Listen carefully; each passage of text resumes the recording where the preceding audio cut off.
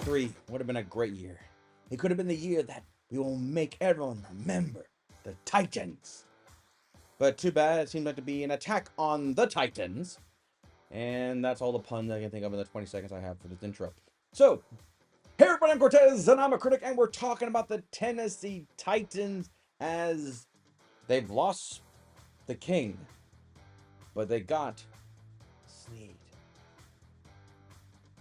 And they have a quarterback who puts mayo in his coffee.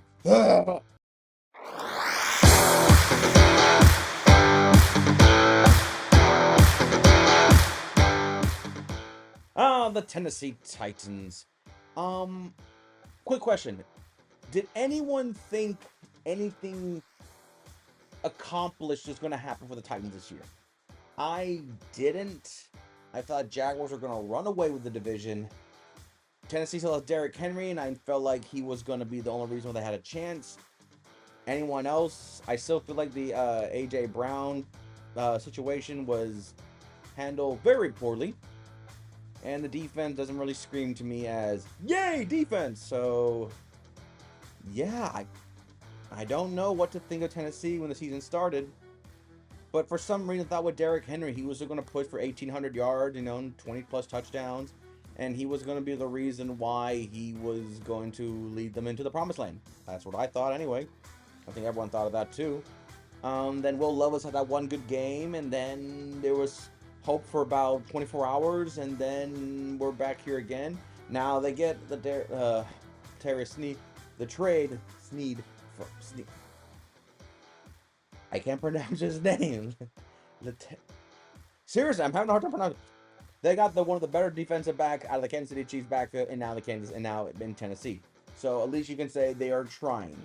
I don't know what the thought about the quarterback situation. Now that Derrick Henry's gone, I feel like their offense has strictly been stripped. They got Tony Pollard, which I felt like in Dallas, he literally disappeared when he got the keys to the car to be the head guy in Dallas. So, okay. I feel like the receiving core is nowhere near as they thought they can fix it compared to after A.J. Brown, who had a career, which I feel that's more on the coaches, quarterback, and all that in between. So Tennessee, I mean, you went 6-11, and I had you. And I was thinking you'd be more like an 8-win team, because I thought Derrick Henry was going to carry it to the promised land. But apparently, you can only do so much and rely on the king. But the whole season wasn't so bad. There were still hopes for the future. I mean, I felt like after the Carolina game, I think your season was pretty much done. About 10, 12 weeks into the season, I felt like your season was pretty much already done anyway. But then again, we thought Jacksonville was going to run away with it, and then the Colts, Texans had the last second surge. So you were clearly so far in the past that no one cared. But week 14, to me, is probably your best game. For the simple fact that you guys didn't quit, or you can make the argument that Miami let go of the pedal just a smidge too early, and Tennessee came back to win 28-27 at Miami. Now, there was no way of saying that this is the game that's going to save the Tennessee Titans season. I'm not going to even put that thought into the minds.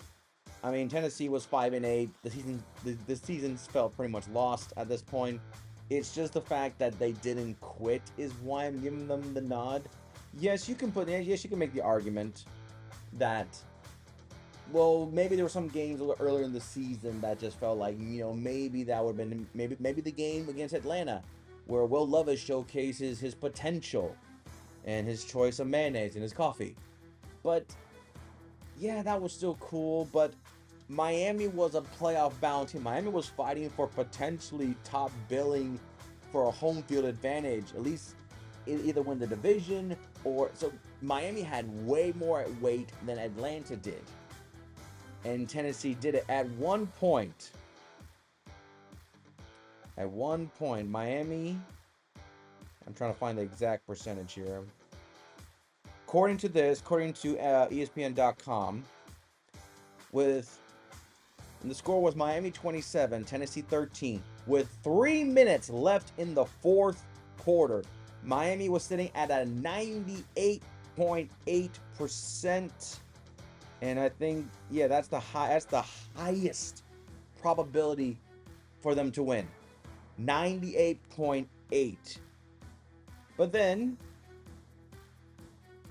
But then when Tennessee scored to make it 27-21 Miami, with under 2 minutes to go in the fourth, Miami had a 51.9%. And that was that. The next one was when Tennessee took the lead with 1:24 to go in the fourth. Tennessee had a 59.9%.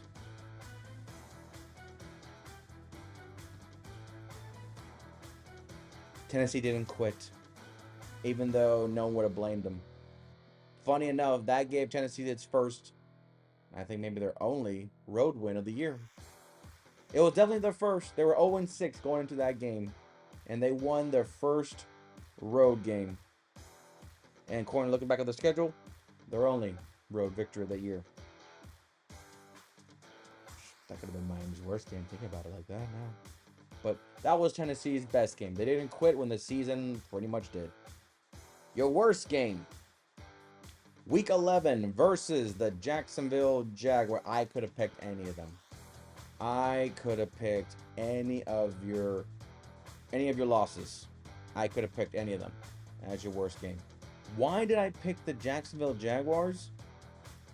I don't know. I honestly don't know. It was a 34-14. It was a shellacking. It was a dominated fashion. It was a division foe. You were on the road. Maybe because Jacksonville had the biggest flex in your own division, so it had more of an impact. I don't know. I really have no real thoughts on the worst game I could have picked. I picked the Baltimore game, but maybe because it was a division foe, Jacksonville was dominating. You're on the road. Yeah, 34-14. I mean, a 20-point margin of victory. I think it's one of your biggest margins of losses this whole season, at least when compared to everyone else. So yeah, I'm gonna say that's your worst game. Statistically, looking into the matchups between you two, besides giving up beside the 34 points, looking at the stats wise, Trevor Lawrence went for 262, Levis went for 158. He did have 2 touchdowns, no interceptions, but the biggest thing is that your offense was not. I mean, your leading rusher had 1 carry for 38 yards. He was your leading rusher. Your leading receiver was, of course, Hopkins, who had 4 receptions for 59 yards and a touchdown.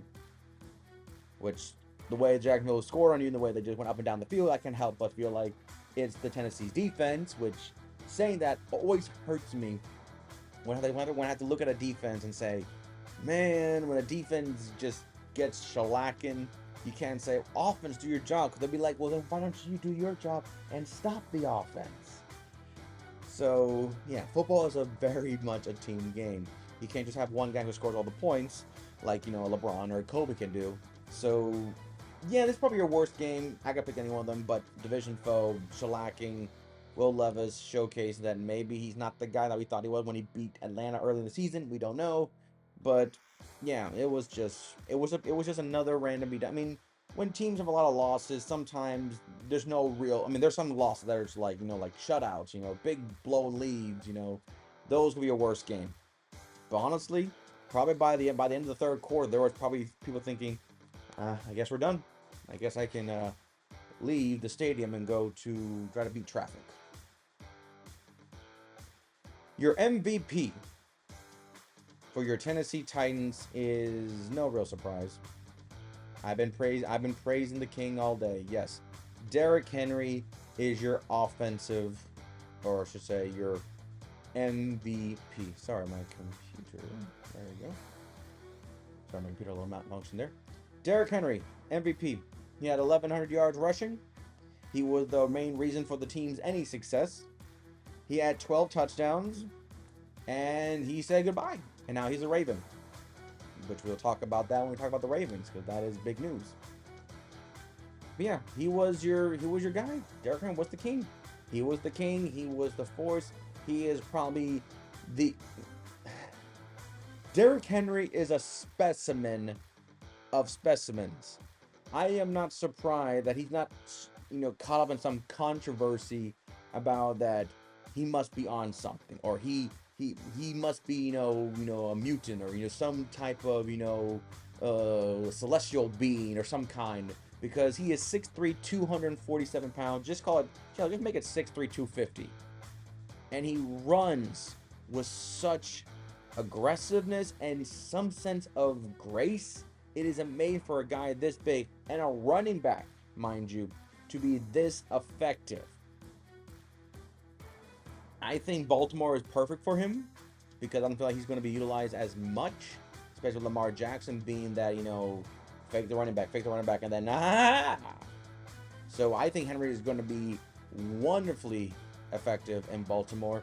And honestly, I think Henry doesn't need to. I think Derrick Henry might not be will not get beat up as much in Baltimore because of the fact that I feel like he'll be used probably as decoy just as much as he used as a power runner. And I feel like they're probably gonna let him. They're probably gonna save Henry till the fourth quarter, where he can be the freshest legs and be more of a dominant and enforcer runner than he would be. Then Tennessee just promised to give the ball to him, and hopefully he can break 40 tackles and score a touchdown. So, yeah, MVP Derrick Henry. I don't think it was a big surprise. The grade for the Tennessee Titans. I'm giving you guys the D. No D. Sorry, no defense. No defense. There's no defensive play when I think of Tennessee Titans that I think of defense. I think of offense. I think of your offense more than your defense. Nothing really screams to me like, yeah, Tennessee defense compared to the Jaguars defense, the Colts defense, the Texans defense. I think about those players, and I probably name a few more of those players more effectively than I can with the Tennessee Titans. Yes, I know they have some star players that have been Pro Bowl and been effective, but compared to this year, it was more of the fact that we don't know what the quarterback situation is. You got Malik Willis the year before, and then you got Levis, who eventually became the starter.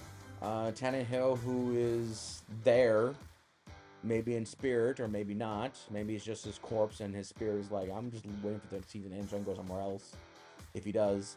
And then you have Henry, who is, the heart and soul. He is literally a Titan on the Titans. Perfect. So, but a D.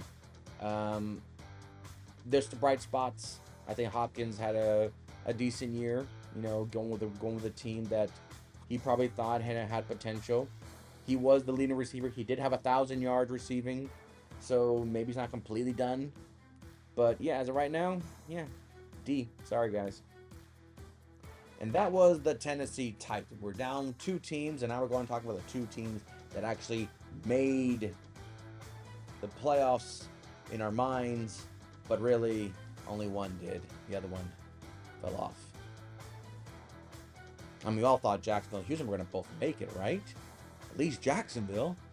So let's talk about it. So the next time we talk about the Jacksonville Jaguars and how Kitty's lost his claws. So apparently there's more than one way to skin a big cat. So until then, I'm Cortez, and I'm a critic. Thank you very much for watching.